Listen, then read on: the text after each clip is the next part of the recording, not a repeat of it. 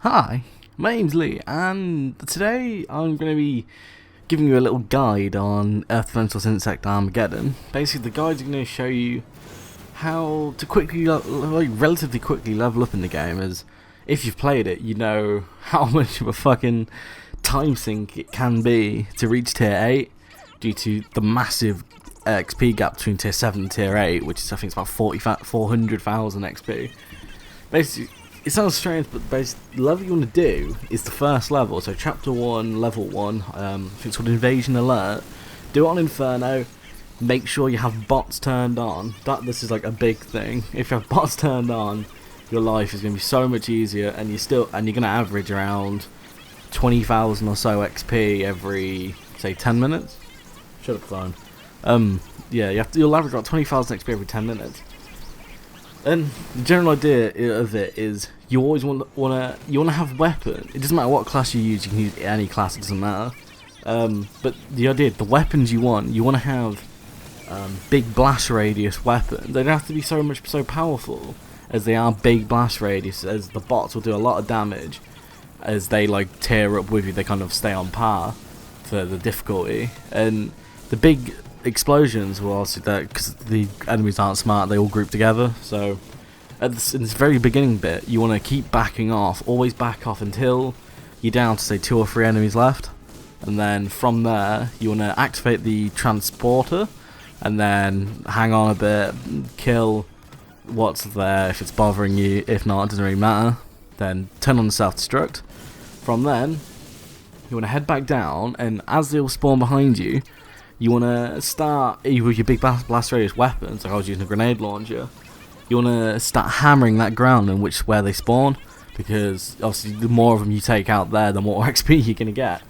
So that's a big thing there. And from there, there's the anthill spawns after the Ravagers, but before you finish off the other Ravagers, you want to head over to this anthill, and as it spawns, you want to plant the bomb.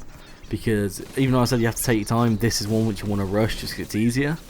And because the enemies, they don't really attack you as soon as they spawn, it's just going to make your life just a completely different level easier. And it's simply from there to the next checkpoint after you've destroyed the next set of Ravagers. It's another anthill you have to take out after you do the little defense. But before you head over to the second anthill, you want to do as much. You want to, say, leave one ant left, so as soon as that next anthill spawns, so you kill that anthill, you kill that last ant, then that next anthill will spawn right in front of you, because then obviously with your big blast radius weapons you can just start pounding the shit out of it. That's what she said.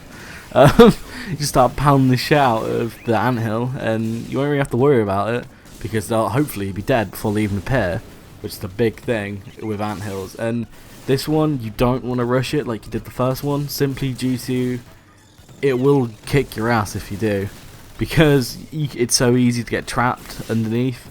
So you want to, hopefully the bots won't be stupid and they'll actually start hitting the anthill with you. You want to make sure you flatten the anthill before you plant it.